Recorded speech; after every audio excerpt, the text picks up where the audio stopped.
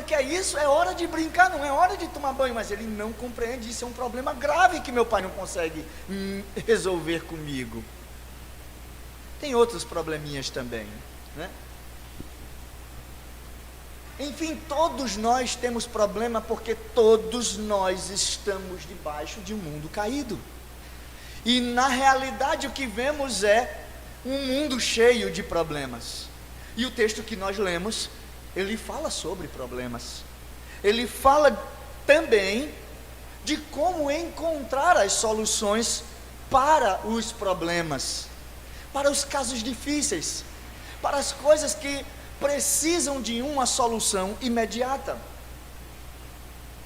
Os problemas fazem parte da vida, ontem, hoje e sempre farão até a volta de Cristo. Porém, existem lugares específicos que precisam ser entendidos como os lugares de darmos solução a um determinado problema. E uma coisa que a gente percebe hoje é que perdemos esse tino de que não é em qualquer lugar que a gente resolve os nossos problemas. Existe até um ditado popular que diz: roupa suja se lava em casa, né? Por que esse ditado? Esse ditado traz à tona a ideia de que não é em qualquer lugar que se lava a roupa suja, né? Na verdade, é só uma forma de dizer que não se trata problemas, não se discute sobre determinadas coisas em qualquer lugar. Tem lugar certo, hora certa e pessoas certas para falar sobre determinadas coisas. Não é verdade, crianças? A hora que a gente consegue resolver um problema, por exemplo, às vezes as crianças estão com um problema gravíssimo, né? Elas querem ganhar um brinquedo no shopping quando a gente saiu só para almoçar. Isso é um problema sério, porque na hora a intenção dela para resolver aquele problema é fazer histeria. E ela esperneia, e ela se puxa, e a gente está lá puxando a criança, e ela, eu quero aquele brinquedo, e aquele problema instalado, achando que é ali que ela vai resolver o problema. Às vezes a gente não entende, né, a necessidade da criança. Vamos ajudar as crianças, né? Mas elas também precisam entender que não é em qualquer lugar que se resolvem problemas. Eu costumo dizer que não são só as crianças que têm esse problema, os adultos também têm, né? Nós adultos às vezes queremos resolver um probleminha que poderia ser resolvido em casa, mas a gente tem que resolver na hora, no meio da rua e na frente de todo mundo, e não é assim. As coisas não são assim. O fato é que nos nossos dias nós percebemos que vivemos, em vez de solucionar problemas, pioramos os problemas, pioramos as decisões. No lugar de soluções, nós encontramos cada vez mais um problema atropelando o outro. E isso pode ser visto claramente pelas coisas ruins que estão diante dos nossos olhos.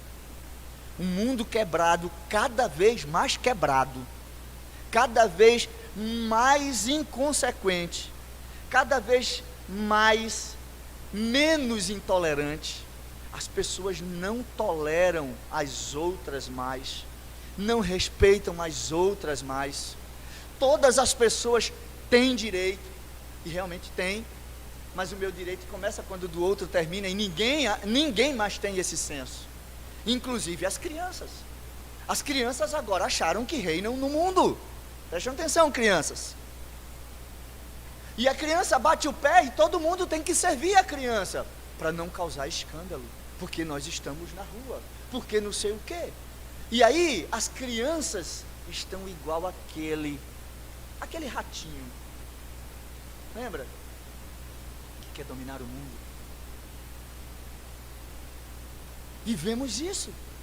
Crianças que batem o pé e fazem o que querem. Por quê? Não, porque eu não consigo controlar meu filho. Vivemos uma realidade de problemas sendo acumulados um em cima do outro, porque esquecemos como solucionar problemas, porque esquecemos de olhar à luz das Escrituras como devemos fazer isso, e esquecemos também que nós, crianças, adultos, jovens, precisamos obedecer às regras, aos conselhos e às orientações que são dadas pelo nosso Senhor na resolução dos problemas. Então o nosso objetivo nessa manhã será, primeiro, entender que Deus define lugar específico e pessoas específicas para nos ajudar a tratar de problemas, a resolver coisas difíceis. Segundo, é Deus que exige de nós obediência àqueles que nos aconselham na hora do tratamento de problemas. Então a gente tem que colocar de lado a ideia de que a pessoa está metendo bedelho na vida da gente, de que o pastor está metendo bedelho, de que o presbítero está metendo bedelho na vida da gente, e passar a pensar que esses homens foram pessoas levantadas por Deus para nos ajudar a tratar de problemas que nós sozinhos não sabemos resolver, ou precisamos da ajuda de alguém. Terceiro, é Deus quem estabelece que seu juízo, e isso é importante, tá? Todo mundo ouvir isso. É Deus que estabelece que seu juízo seja contra aqueles que não ouvem a voz dos seus conselhos, dados por aqueles que ele levantou. Então o nosso tema nessa manhã é isso: resolvendo problemas com o auxílio do Senhor. E como nós resolvemos problemas, nós vamos tratar isso em 2 pontos apenas, tá? O primeiro ponto, nós vamos falar de que nós resolvemos problemas com o auxílio do Senhor quando vamos ao lugar e às pessoas que Deus designou para nos ajudar na resolução de problemas. Você vai encontrar isso no versículo 8 e 9. Se aparecer alguma coisa difícil demais para ser julgada, um caso de homicídio, uma demanda, um caso de violência ou outras questões de litígio, então vocês devem se dirigir ao lugar que o Senhor, seu Deus, escolher. Vocês virão aos sacerdotes levitas e ao juiz que houver naqueles dias, buscando uma solução, e eles anunciarão a sentença do juízo. Então esse verso 8 e 9, assim como o capítulo 16, está tratando sobre justiça. Nós falamos disso na semana passada e estamos recobrando novamente. O capítulo 17 em si, ele dá continuidade ao assunto que nós vemos no capítulo 16. Porém agora ele está falando sobre situações um pouco mais complexas que precisam de ajuda. Vejam que nós falamos na semana passada sobre tomar decisões, né? Hoje nós estamos falando sobre decisões complexas, situações complexas, problemas que agora não podem ser resolvidos apenas com o nosso jeito de pensar à luz daquilo que aprendemos ou entendemos, mas precisamos de apoio, de auxílio para resolvê-los. Então aqui nós vemos que problemas difíceis precisam de lugar específico e pessoas habilitadas para isso. Essas questões difíceis de serem julgadas não poderiam ser tratadas em qualquer lugar, como já dissemos, e nem por qualquer pessoa. Alguém altamente preparado e capacitado deveria ajudar na solução de um determinado problema. Não dava para tratar, veja, é isso que o texto está dizendo para a gente. Não dá para tratar de um homicídio em qualquer lugar, dá, gente? Dá para tratar de violência com qualquer pessoa? Dá para a gente falar de caso de separação em qualquer lugar e com qualquer pessoa? Não. Assim como não dá para discutir sobre compra presente no shopping ou não, no meio do shopping, com as crianças. Então, precisávamos de orientação do Senhor para saber que existe lugar certo e pessoas especiais preparadas para isso. Isso serve para todas as áreas da nossa vida, inclusive no nosso relacionamento com os nossos filhos, com nossa esposa ou com o nosso marido e assim por diante. O lugar que o Senhor estabeleceu para esse tipo de tratamento eram certamente as cidades de refúgio. E aí eu estou tratando direto no que o texto está dizendo, tá? Porque eram assuntos muito sérios. Então, as cidades de refúgio, se vocês acompanharam a exposição de Deuteronômio capítulo 4, versículo 41 e 43, que eu fiz aqui logo no início do livro, era um lugar estabelecido para tratar questões específicas. Nós falaremos no capítulo 19 novamente sobre essas cidades de refúgio. E quem eram essas pessoas? O lugar a gente já tem em mente de que deveria ser as cidades de refúgio. E as pessoas, quem eram? Essas pessoas eram os sacerdotes e os juízes eleitos pelo próprio povo, como nós aprendemos no capítulo 16, no versículo 18 até o final do livro. Deveríamos eleger pessoas habilitadas a julgar causas. Então, o texto nos diz que os sacerdotes levitas e os juízes eleitos pelo povo eram as pessoas que deveriam julgar e dar a sentença. E o que é interessante, gente, é o seguinte, olha, em todo lugar do mundo, não existe esse que não tenha isso. Pessoas exercem papéis importantes. Vocês concordam comigo? Inclusive na nossa casa.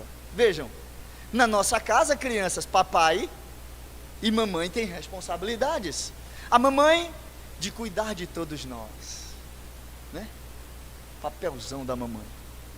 O do papai de cuidar também de todos nós, mas tem algumas coisas agregadas um pouco mais ao papai do que a mamãe, tá? É porque a gente tenta inverter o papel, bota o peso todinho nas costas da mamãe, mas não, viu? O peso maior está nas costas do papai, é bom a gente estar sempre lembrando dos papais disso. Sabia disso? A mamãe tem a responsabilidade de cuidar de nós, o do papai de cuidar de nós e de amar a mamãe, pronto. Tem peso maior na vida do que cuidar da mamãe? Não. Então, de cuidar de nós, cuidar da mamãe tem mais outro. Prover o necessário para casa. É óbvio que uma família toda pode levar provento. Não estou dizendo que a mamãe não possa. Pode. Quando tudo é combinado, tudo pode. Provérbios 31 está lá dando uma prova disso. Que o homem era um homem top de linha. Mas quem estava lá? A mulher. A esposa dele, fazendo ele brilhar. Acordava de madrugada, vendia coisa, costurava, fazia não sei o quê. A mulher era espetacular. Então, a mamãe deve ser amada pelo papai, as crianças devem ser cuidadas pelo papai também, e também o papai deve prover as necessidades. Então percebam, responsabilidades aí. Na casa da gente nós temos exemplo de responsabilidades. Mas lembrem-se, quem tem mais responsabilidade e mais autoridade, vou pegar a autoridade que é melhor, na casa da gente, o papai ou a mamãe? Hã? Não respondam. Muito bem, os dois são responsáveis em julgar e decidir as coisas da casa. O marido é o cabeça da casa, mas sem a mulher, ele é aleijado, ele não é nada. Então, ele tem uma auxiliadora idônea para isso, para juntos decidirem, serem responsáveis em julgar o que é melhor ou pior dentro da casa da gente. E as crianças percebem isso. As crianças entendem quando existe essa manipulação de quem manda mais ou menos, de quando alguém quer exercer um poder maior do que o outro. Hoje, queridos, o texto nos leva a entendermos que existem pessoas que sempre vão dizer para nós, isso é certo e isso é errado. Isso deve ser feito, isso não deve ser feito. Pessoas são responsáveis por julgar questões na nossa vida. E se nós aplicarmos esse texto para os nossos dias, a gente vai perceber que ele está apontando para aquele que de fato é o que pode dar a resposta para todos os nossos problemas e todas as causas difíceis da nossa vida. O texto de Deuteronômio resolve uma questão situacional, mas ao mesmo tempo está apontando para algo maior. Porque o texto está falando sobre vida e morte. O texto está falando sobre a questão da separação de algo que foi unido pelo Senhor, e assim por diante. E quem melhor para nos mostrar o que deve ou não ser feito do que Cristo? Qual o lugar melhor para termos as respostas de Cristo, se não nesse lugar que é a casa de Deus? O texto nos leva para entender isso. A santa palavra de Cristo nos ajuda nas decisões e nos julgamentos difíceis. Nossa vida depende do que Ele fez. Nós estávamos perdidos, crianças, embora talvez vocês não saibam o que é isso, estar perdido, porque o papai está sempre cuidando, né? Não deixa que você esteja com o sentimento de que você está só, num lugar que você não conheça, mas é essa a realidade. Nós estávamos perdidos, sem saber para onde íamos, mas já tínhamos uma sentença dada. A sentença era: você vai para um lugar, e um lugar que você mesmo abriu o caminho para entrar nele, o inferno. Nós estávamos perdidos e éramos réus do inferno, porém Cristo nos deu uma sentença, nos ajudou a resolver o problema maior da nossa existência. Ele nos concedeu, por seu favor, sermos merecedores de algo que nós não merecemos: a salvação. Então, se hoje somos livres, se hoje somos inocentados, se hoje temos a orientação do que fazer ou do que não fazer, dependemos unicamente de Cristo Jesus. Esse é o nosso primeiro ponto. Hoje eu vou até 10:10, tá? Para terminar o segundo ponto. Nós resolvemos o problema com o auxílio do Senhor quando atentamos e obedecemos seus conselhos, para que os problemas sejam resolvidos. Do contrário, o juízo de Deus nos alcançará. Nós vamos encontrar isso a partir do versículo 10 até o versículo 13. Primeiro ele diz: tem um lugar para julgar e tem pessoas certas para julgar. Mas agora ele está dizendo que depois de julgados, aquilo que foi aconselhado, aquilo que foi dito deve ser obedecido. E aí, crianças, prestem atenção no pastor aqui. Quando a mamãe diz: não faça isso, ela não está pedindo um favor para você. Ela não está pedindo para que você faça aquilo só para ela ficar feliz. Aquilo lá é uma sentença, viu? E se não obedecer, tem juízo.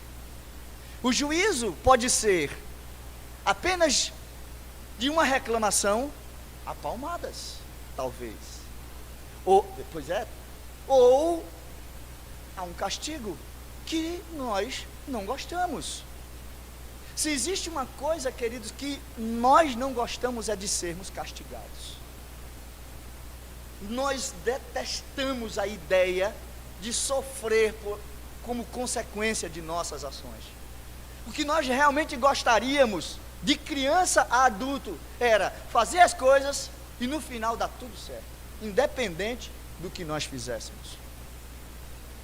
O texto nos mostra que Deus estabeleceu pessoas para julgar, e essas pessoas eram dignas de toda a credibilidade, eram pessoas capacitadas a tomarem essas decisões, assim como os papais e as mamães são competentes o suficiente para fazer e dizer o que deve ser ou não deve ser feito. Então eles exerciam esse trabalho, e a ordem do Senhor no nosso texto é: façam segundo o mandato da lei que eles ensinarem. Está aí no nosso texto.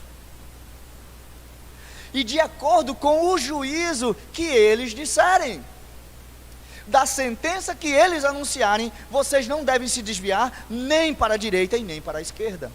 É interessante, queridos, nós observarmos que aqueles que não obedecessem, agindo de forma orgulhosa, não dando ouvidos ao sacerdote nem ao juiz, homens que foram designados por Deus para essa tarefa, esses desobedientes, esses orgulhosos, iriam sofrer muito mais com a punição da morte pela sua desobediência. Olha que coisa séria.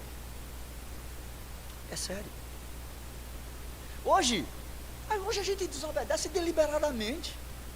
A gente não está nem aí para as consequências. Não está nem aí. A gente passa sinal vermelho, não está nem aí. Se eu vou me encontrar com uma pessoa e vou trombar com ela, ou vou matá-la, ou vou morrer. Estou nem aí. A gente é inconsequente, não está nem aí para as coisas que a gente faz. O conselho está dado numa luz vermelha, mas a gente não atenta para ela. Hoje vivemos dias, queridos, e é importante a gente atentar para isso, tá? Em que nós damos ouvidos a todas as pessoas que se dizem aptas para julgar os nossos atos e os nossos casos e os nossos problemas. Mas também vemos que homens levantados por Deus para isso, perderam a credibilidade.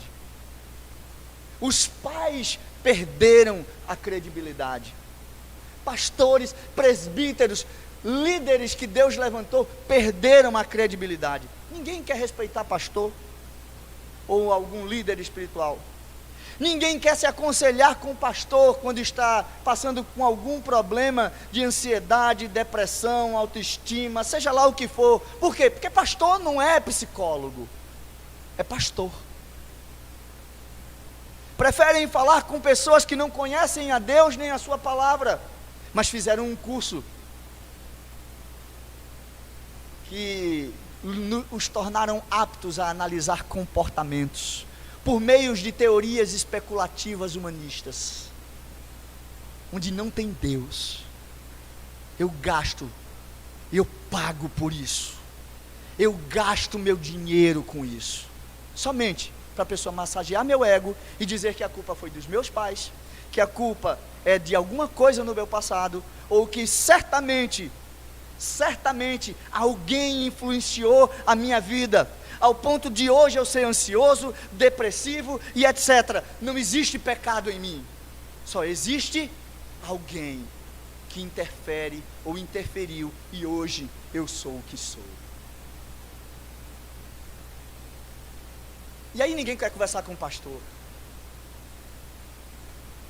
Nós somos o que somos porque deixamos de cuidar as causas difíceis com as pessoas que Deus colocou para ajudar a resolver causas difíceis. E olha, gente, eu não estou falando de psicólogo não, tá? Eu estou falando porque tem muitos psicólogos cristãos que com o amor de Deus têm cuidado de vidas lá fora. Mas isso não é maioria. É, na verdade, minoria. E precisamos estar atentos a quem nós abrimos o nosso coração.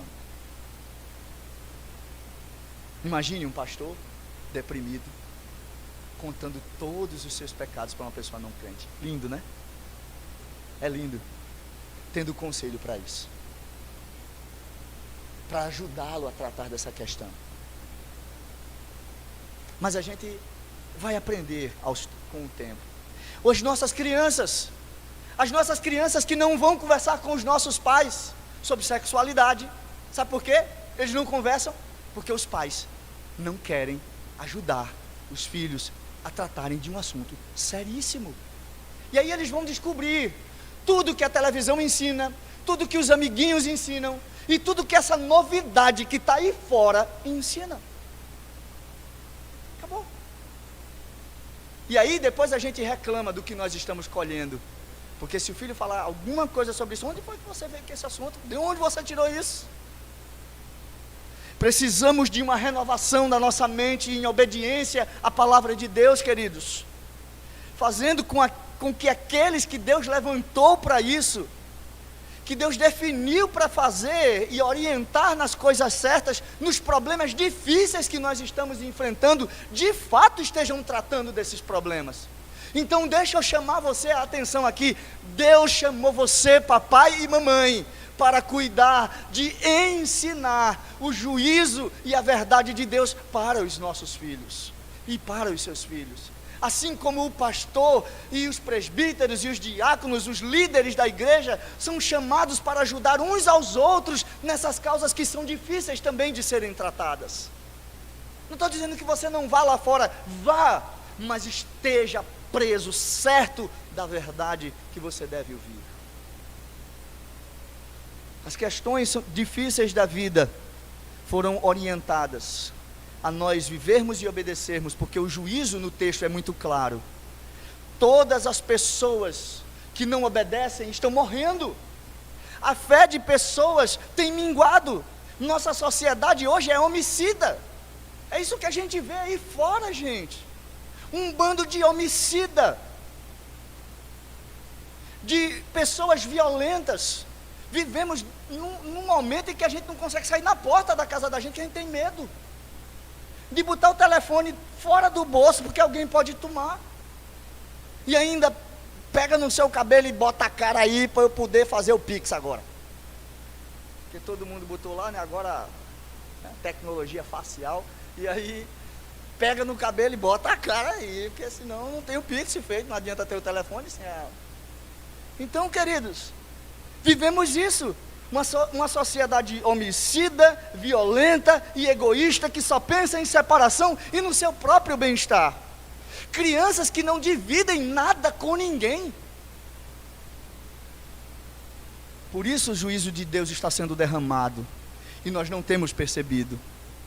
Mas a nossa oração nessa manhã é que a graça do Senhor nos ajude a entender que existe um lugar certo para isso.